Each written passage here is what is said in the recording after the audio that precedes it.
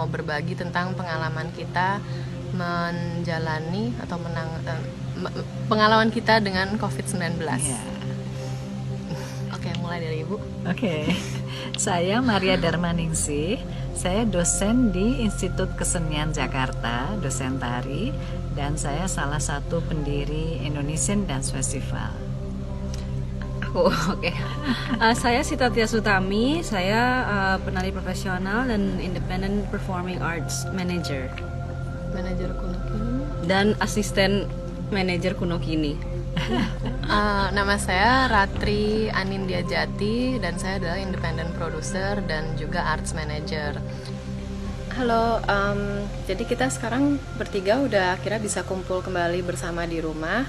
Terus ya kita masih fokus di penyembuhan, jadi masih harus istirahat dan anjuran dokter juga kita masih harus tinggal di rumah selama 7-14 hari ke depan tergantung situasi. Selama saya diisolasi, saya beruntung sekali mendapatkan kertas dan cat poster. Jadi saya belajar nyoret-nyoret sampai akhirnya lama-lama jadi lukisan.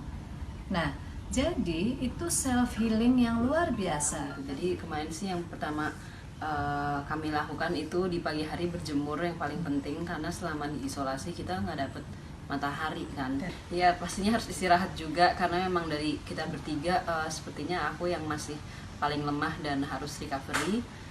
Jadi karena di isolasi kan diinfus dengan berbagai macam obat dan vitamin, jadi rasanya sehat, tapi karena diinfus ya tiduran aja meskipun ada olahraga dikit di dalam juga.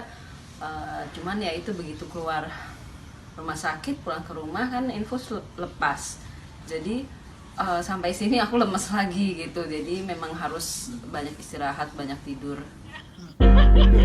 Saya sempat ngerasa kayak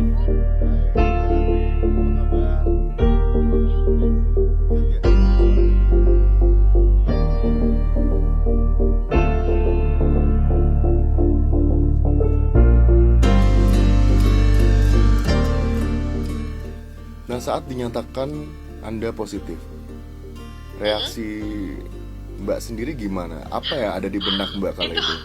Itu jam 2 pagi, saya dibangunin sama dokter, dinyatakan positif.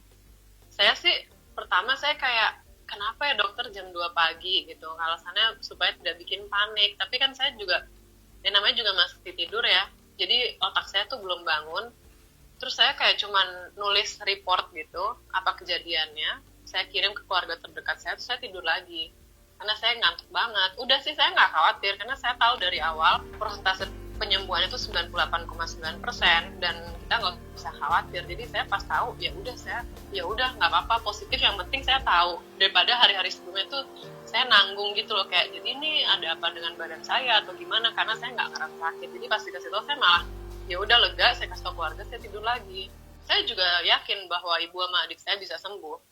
Jadi pas ketahuan itu yang bikin kita ibaratnya naik darah tinggi itu adalah karena kita kayak loh kok dengernya dari media, terus tiba-tiba sejam kemudian rumah kita udah dikerubungi wartawan, saya nggak bisa pulang. Itu yang bikin kayak marah dan deg-degan. Tapi waktu tahu ibu sama adik saya positif, saya juga ya nggak apa-apa gitu. Saya tahu mereka bakal sembuh dan malah bagus mereka diisolasi.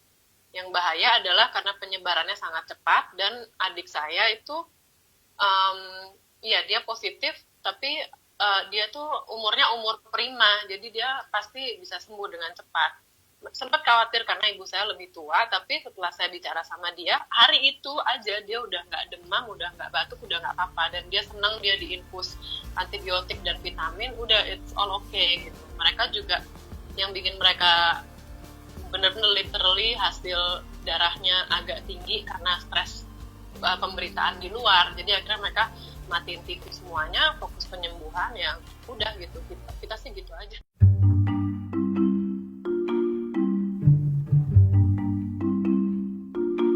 Kita tuh bertiga aktif banget, jadi ya udah kita mau gimana lagi, olahraga aja sih, kayak stretching badan gitu. Katanya Sita sempat mau usaha entah kenapa pengen headstand di kasur, terus intercomnya Mbak Sita hati-hati ya infusnya gitu. Terus saya suka jingkrak-jangkrik juga di atas kasur kalau bosan sambil teleponan. Ntar intercomnya susternya bilang, Mbak Ratri jangan mundur-mundur lagi ya, ini ntar jatuh gitu lucu sih. Gimana cara ngakalinnya supaya nggak bosen, atau kan nggak bisa ketemu orang juga karena diisolasi kan, Mbak? Iya, itu ya gitu. Pas ya awal-awal masuk sini, hari pertama sih saya seneng banget karena ternyata kamarnya Sita sama Ibu tuh gimana ya, ini kamar Sita, lalu ada kamar satu lagi, kamar Ibu di satu barisan, terus kamar saya di seberangnya di tengah-tengah. Jadi pas masuk kita bertiga teleponan gitu, terus kita dada-dadahan karena pintunya ada jendelanya. Itu seneng banget, Sita sampai nangis karena kan ya udah berapa hari kan dia di sini ya, dia stres juga. Terus ya udah, saya sih itu seneng ya karena at least kalau ada apa-apa Ibu sama Sita tuh dekat sama saya.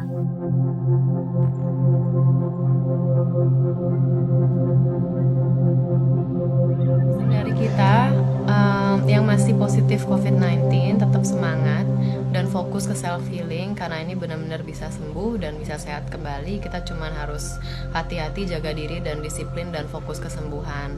Dan kalian semua pasti bisa sakit. Yang baru tahu kalau mereka positif juga jangan panik, semuanya pasti bisa sembuh. Dan yang memiliki simptom jangan takut untuk cek ke dokter. Jangan takut untuk diisolasi karena tidak semenyeramkan yang kalian bayangkan juga kok. Oke. Ya satu lagi sih, kayak Ratri itu kan nggak ada simptom sama sekali. Ternyata dia carrier.